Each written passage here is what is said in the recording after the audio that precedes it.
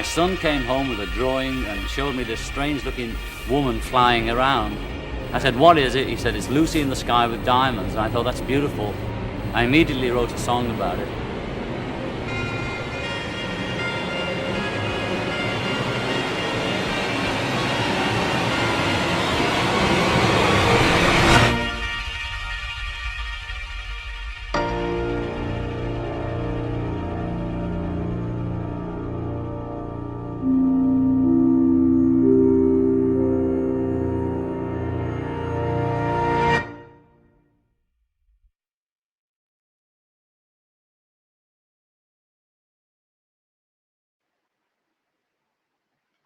Hello, everyone. Welcome to our conversation about Bluecoats 2021 Percussion. My name is Liz Clayton. I use she, her pronouns. I'm the Marketing and Communications Manager at Bluecoats, and I'm the moderator of tonight's discussion.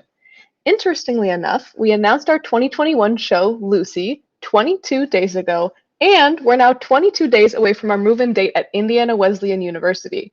Every week since we announced Lucy, we've been coming to you live on Wednesday nights at 7:30 p.m. Eastern Time to talk with designers and members of our educational team about the 2021 season. We can't wait to be back on the field, and we're very excited to bring all of you at home into the experience in more ways than ever before. To begin, that's by having these weekly conversations about our 2021 production season. So tonight, we're talking about all things Bluecoats 2021 percussion. I'm joined by Tom Rarick, Bluecoats' composer and percussion designer, Dr. Matthew Jordan, our music coordinator and sound designer, Roger Carter, our percussion caption head, Dr. Ryan Kilgore, our music ensemble coordinator, and Genevieve Geisler, our CFO COO. So I'll let everyone say hello quickly, and then we'll dive into some questions. And if any of you watching tonight have any questions, please feel free to ask them in the comments, and we will ask them as we go. Let's start with Tom, if you want to say hello quickly. Yeah, hello. It's good to be here again for one of these talks, and looking forward to diving deeper into some percussion stuff tonight. Awesome. And Matt Jordan? Hey, everyone. Really glad to be here and excited to talk about some percussion stuff tonight. Perfect. Roger? Hey, how are you doing, everybody? I think it's kind of a reality check that here we are. It's almost time for drum corps, and what a great time to talk about it today. And Ryan? Hey, everybody. Glad to be here for this discussion, and really excited that we're starting to warm up and get back into the season of drum corps being on a field. It's going to be really exciting. And lastly, Genevieve. Hey, everybody. Glad to be back and looking forward to some of your new questions tonight and what we can talk about with Bluecoats drum stuff. Awesome. So I'll get started with a few questions here. But again, if anybody watching tonight has any questions, feel free to drop them in the comments and we will answer them as we go. So just to get things started here, Bluecoats has hosted a monthly online camp in the cloud since March. Just wondering how that's been going in the percussion world. We heard a little bit from brass last week, but how are they going in the percussion side? Roger, you can go first. Anybody? Oh, yeah. Well, I think it's been quite a change of operations, since what we've been used to in the past. But all things considered, I think it's gone really well. It's great to see all the members of the ensemble kind of all on your screen right in front of you. And then we actually do some warm-ups to start the day where, one person has their microphone turned on, everybody else is off, and we just kind of play along through some warm-ups. And then we've been utilizing, sectionals, subsections to break the snares, quads, and bass drums up and work on individual things in that way. So as close as it could be, it really does mirror what a physical camp would have been like in the past. Yeah, in the front ensemble world, we got together as a front ensemble staff with Alan Justice and Mark Reve to talk about how we wanted to approach these camps leading up into our delayed move-ins. And during our official camp time, we do a lot of what Roger was talking about, where we'll have our section leader play and everybody else will participate with the reps while they're on mute. Actually, our last camp, Robbie, our section leader, drove down to Texas to meet up with two of the other woods, and we actually had a trio playing. So there were three of the voices practices going on during the camp, so we could start to hear people playing together, working together, and hearing more of the ensemble parts, since there's so many different parts going on. We've been doing a lot of video assignments and a lot of video comments for the students weekly, and also setting them up with a practice schedule for keeping their hands in shape and getting their hands in shape in between our sessions every 2 or 3 weeks.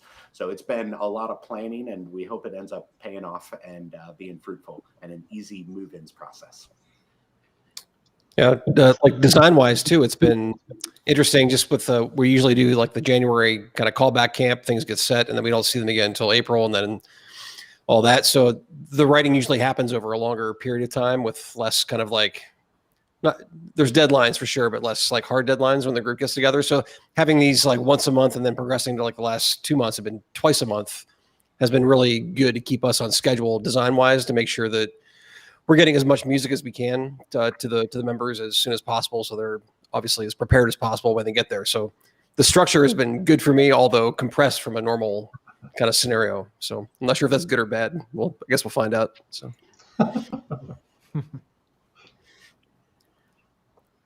Awesome. We do have a comment here already, a question about what color will the drums be? Have we already You know. have we said this yet? Or I think we make it real. I don't know. I think we Yeah, maybe it slipped out to the members. I mean, not that it's like a state secret or anything, but I don't know if we want to reveal all the uniform colors and have we? Well, they're having a visual design one of these later, so we can leave that to them. But Yeah, we can. Yeah, we Stay can tuned. defer that to the no, visual. but we can answer this question today. I think it's okay. They're not tie-dye, so I can tell you that they were just delivered like 2 days ago. So silver sparkle. You can tell them. I think it's fine. okay, well, we'll see. Maybe that's it. I don't know. Awesome. They are currently the drums. Yes, they were delivered this week. The whole batteries and boxes, along with several front ensemble instruments, bars, and more, right here in the Bluecoats Hall Event Center here in Canton. So we're stocking up and getting ready to move on to Marion in a few weeks. So the audition process was also online, and I'm wondering if that was any different. I know instead of doing kind of a live audition, there was lots of videos this year. Was that a different process as well, doing that like via video?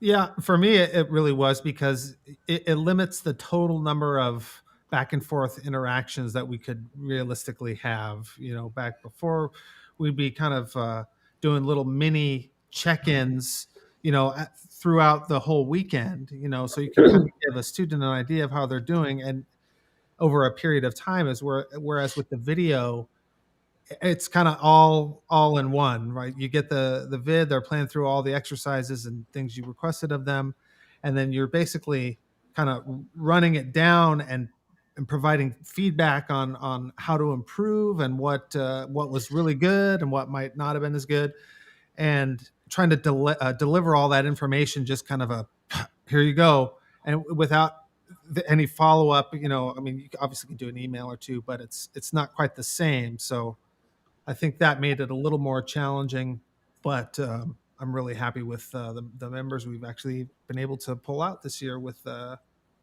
constraints of audition process. Yeah, I think in front ensemble land, it's pretty similar, but it definitely kind of was easy to separate the ins and the outs in the group. When you saw a tape that was totally put together, it was just like checking off boxes, and it was, yes, awesome, that's great.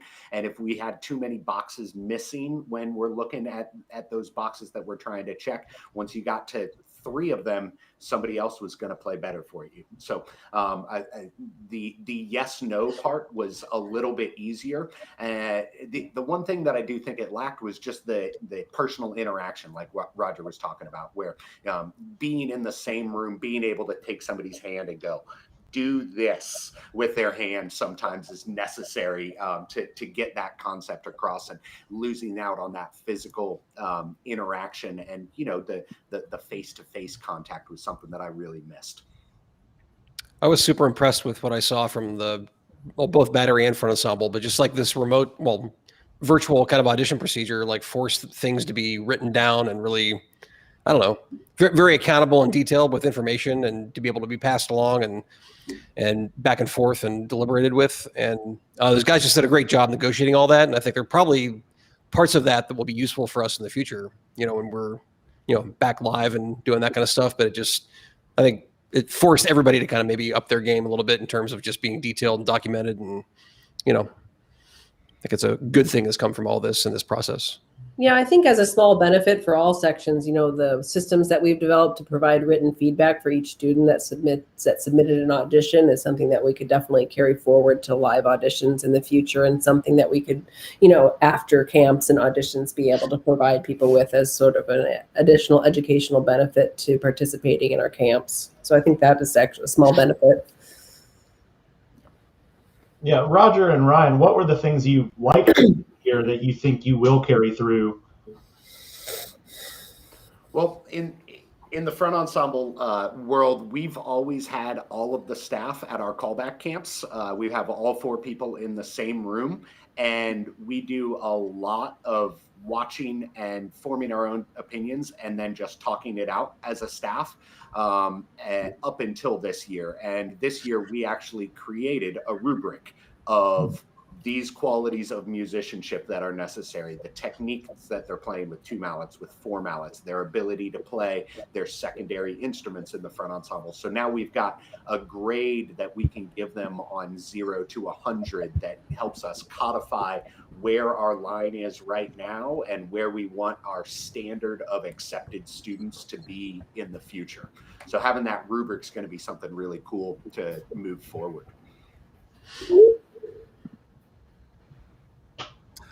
So what do I like about it?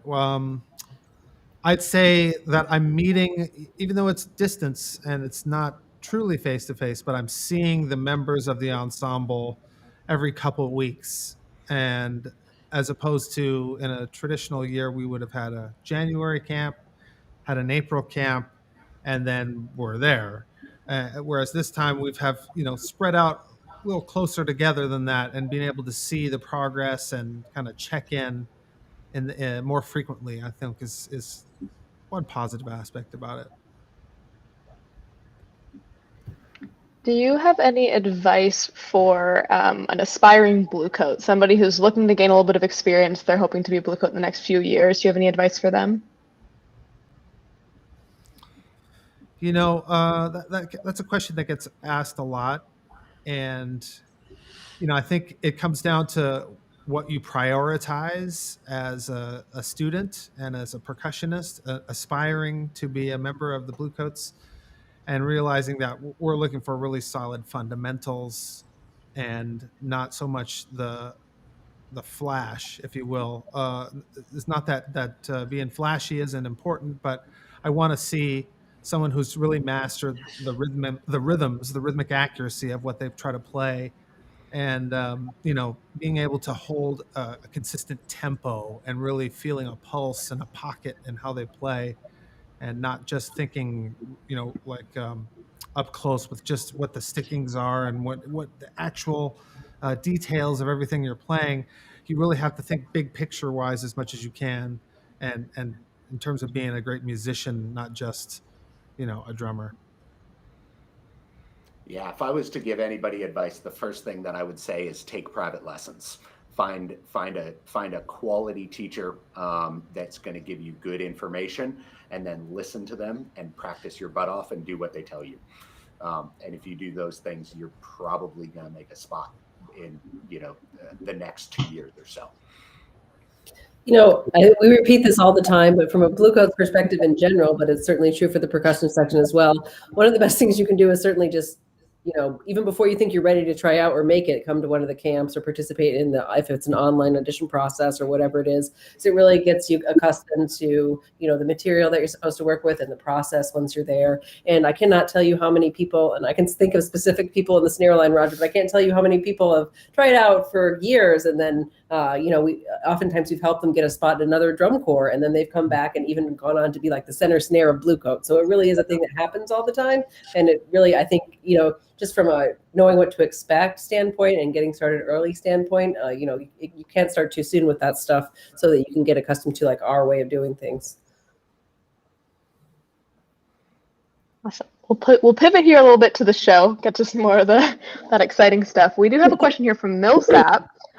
Compared to recent years where the activity has demanded dedicated percussion moments in the show, how does this year's writing visit this idea? Visit this idea. Interesting phrasing. I think I said this on the first one of these we did, or the first one I was on, but I don't know that it's really changed. It hasn't really changed too much about the way we put things together, I don't believe, in terms of, I don't know, taking in how this year is unique in terms of not being judged and all that kind of stuff. I think we still want to sample all the different parts of the ensemble, not just percussion.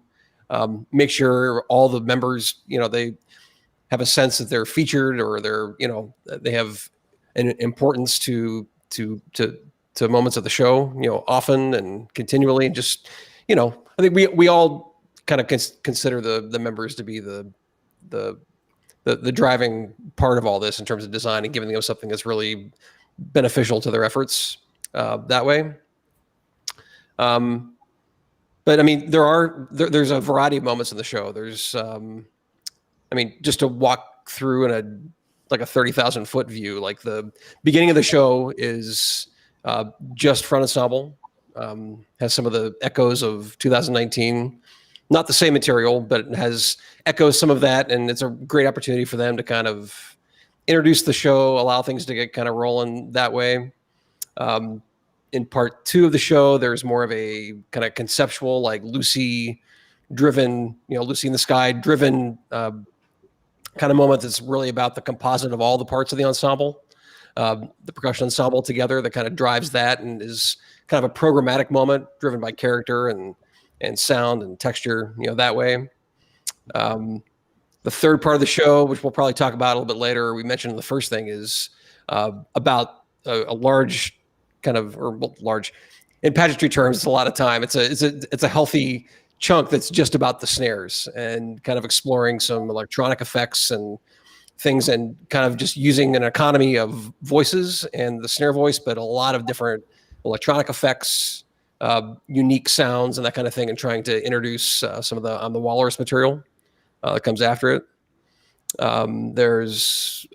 I'm working on it right now, so I don't want to say, but there's a pretty healthy bass drum opportunity in combination with Tomorrow Never Knows as we work through that, where they're supportive, but also kind of they drive a lot of the kind of the texture and the groove of the beginning of that. There's kind of a throwdown after that a bit too, tenor feature and all this. So, and then the kind of a wind up into some of the more, the ending parts of the show. So I guess in saying all that, I feel really good about like just the variety and the sampling and the different ways in which we're featuring it, focusing on all the different sections, and how that kind of guides us through the show, but they all have a unique identity, I think, through that. So that's a really long answer to Millsap's question, but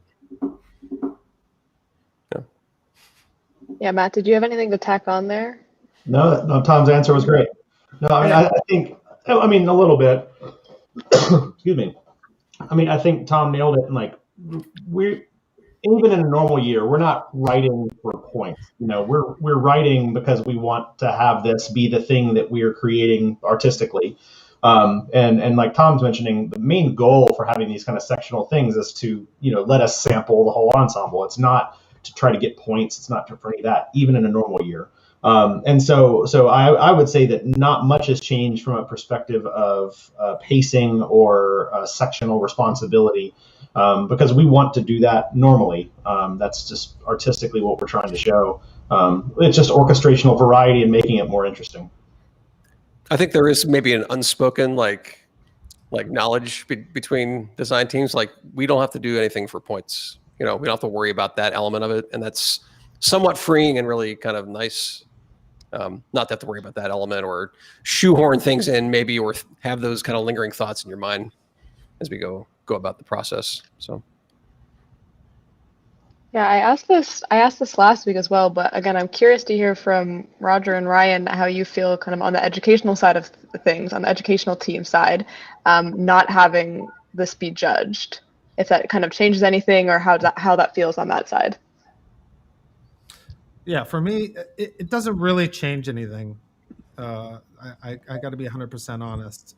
You know, we're always going out there trying to be the absolute best performers, musicians, athletes, whatever title you want to give the role. But we're always trying to maximize and really put out the best versions of ourselves as we can. So the fact that there's not a number being put down, it doesn't affect the product at the end. Like, we're going to watch the we're going to watch the video, we're going to hear the recordings, see the performance, and that's still going to stand. So to me, not at all in the slightest.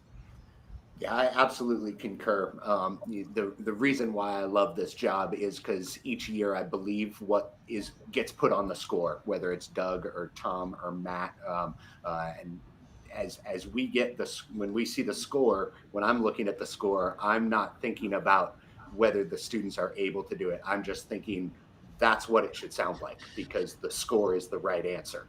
And I've consistently believed in the score, and that's what we're going to keep fighting to do, is to get that score to sound right on the last night.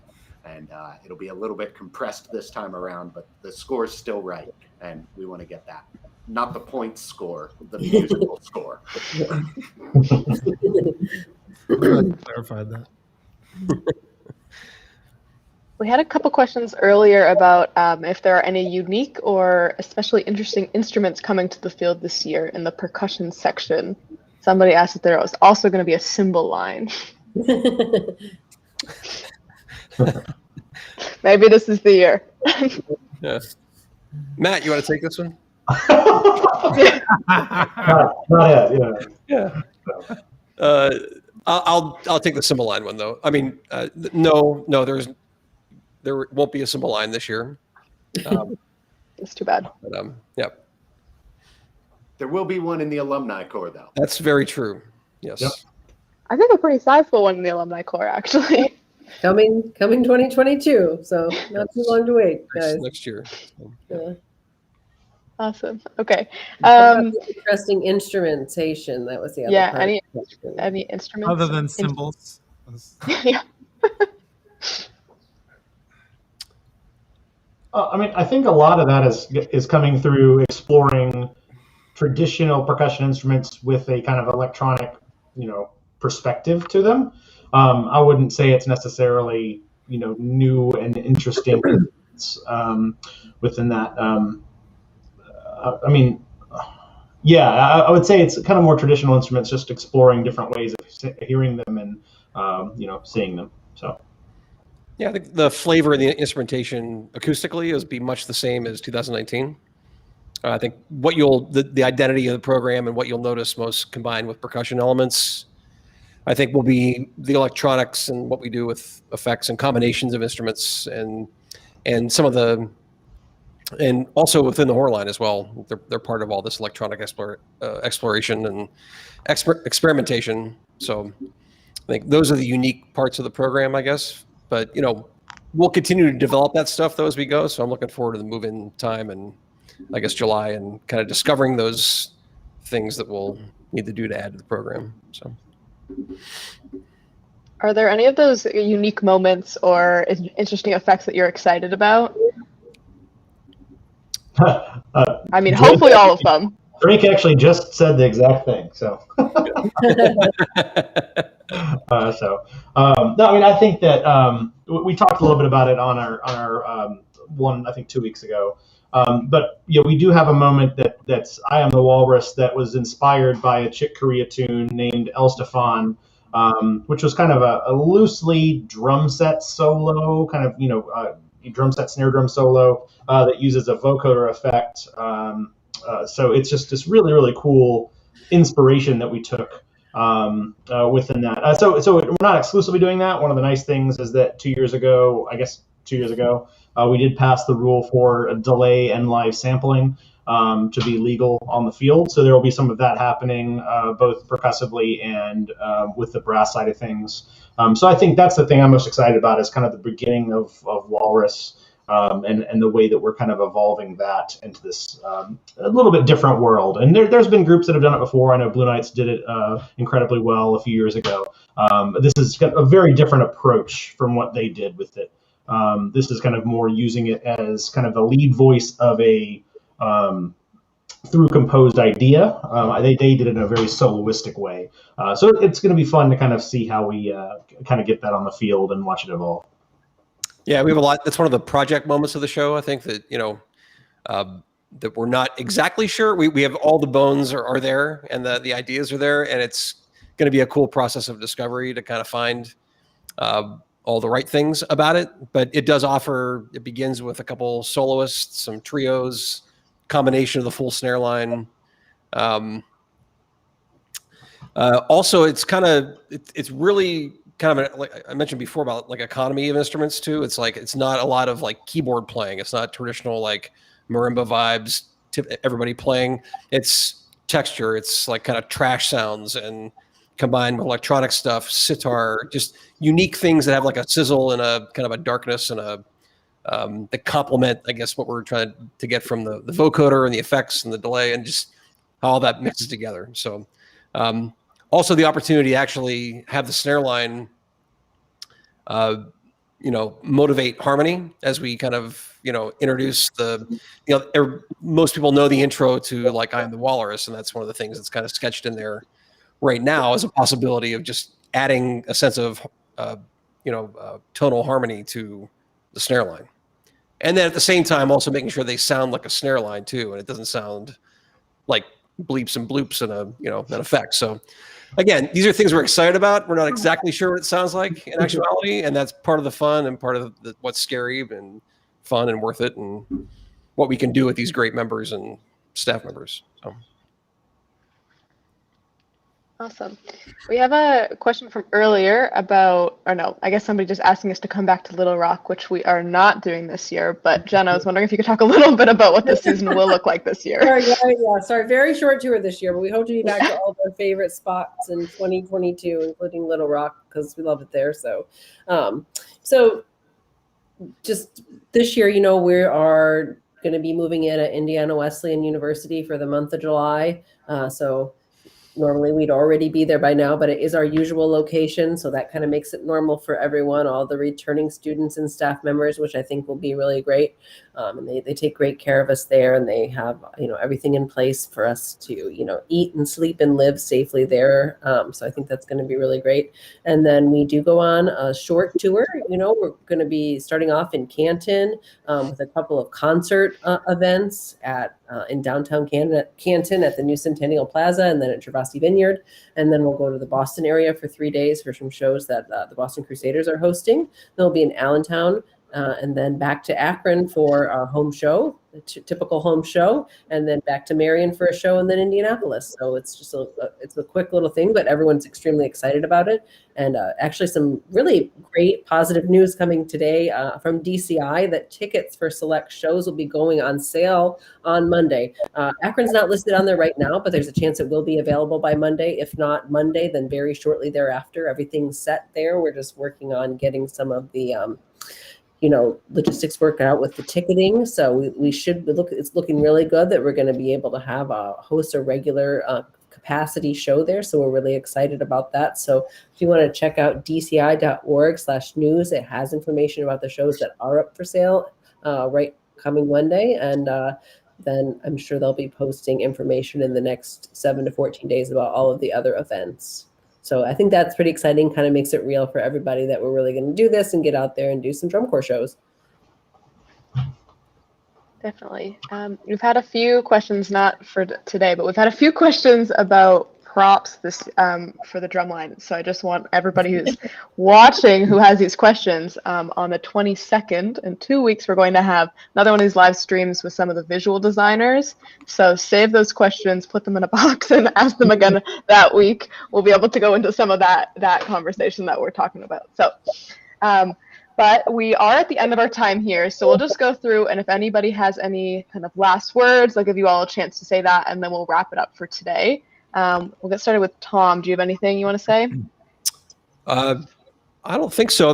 Not percussively necessarily, but just, again, excited to get this on the field in actuality, see all the members, see my friends, see all the other drum corps, and looking forward to it. Awesome. Roger? I mean, of course, everything about the show is something to look forward to. But to be honest, I just can't wait to see 9 snares and 5 quads and 5 bass drums and the whole drum line playing together that first time, even if it's just a warm up off in the grass somewhere. That's when it'll really be real. So I can't wait. It's almost there. Matt, do you have anything? Yeah, actually, Haley had an awesome question that I was going to kind of use to wrap up. I think one of the cool things about this team is like everything we do is an experiment. A lot of the things that we do in terms of designing shows and kind of working on this is trying to find things that people haven't tried before or finding different ways of doing it. And so, yes, usually in a normal year, we would be able to experiment a little bit more. I recall it, some March, April camps, taking speakers outside and trying things, just to see if they would work before we commit, a bunch of energy to it. So this year's a little bit more of a leap of faith, a little bit, but overall, I think we're confident in the things that we can do, and make work within that. It'll take a little bit of laboratory time once we're actually in pre-tour. But yeah, that's what I'm excited about. Ryan? Yeah, I'm excited about just the whole thing, just all of it. Even the mundane things like our first staff meeting when everybody's together and you realize that you have 30 people that are moving at 100 miles an hour, and we get through so much information in a short period of time. Walking through our campus and hearing sectionals is going to be awesome. And man, I'm jazzed for our first ensemble when we get to play some of this stuff together. That's going to be great. Jen, do you have anything? Well, just I'm sure similar to what I said last week, but of course, like everyone else, looking forward to seeing, all our friends, both within the Bluecoats and from other drum corps. And of course, working with students in person again, because especially I think the teachers have gotten a chance to get to know their students pretty well through the online process. But as administrators and designers, I don't think that we actually miss out on a lot of the personal interactions that we would get at camps, which is kind of sad. So I think it would be great to really get to know the students in person when we get there. And then of course, just to hear everything getting going, kind of like Ryan and Roger said, even the smaller things, not necessarily the whole ensemble, all of those noises are sort of like the soundtrack of my adult life, every year. And I'm missing out on that, for the past year and a half. So I think that'll be really great. Awesome. Yeah. I want to thank all of you for joining me tonight and everybody who tuned in. We will be having another live stream next week at 7:30 p.m. Eastern Time on Wednesday. So I hope that everybody who was able to watch tonight can also come back next week and ask some more questions about the show. We're really excited to get started. We have lots of fun media stuff, fun marketing things planned for the summer to bring you all into that spring training experience in a way that we don't normally do. So we're really excited about that. If you are looking for more information about the set list or more information about shows or even merch for Lucy, you can head over to bluecoats.com/Lucy and get all of that. We do have some pretty cool merch available right now. So if you head over there, you can get more information on all of those things. But again, just stay present on social media and we will be here bringing you more content like this. So yeah, thank you all for joining me and we will see you next week. Thanks, everybody. Thanks, everybody. See you.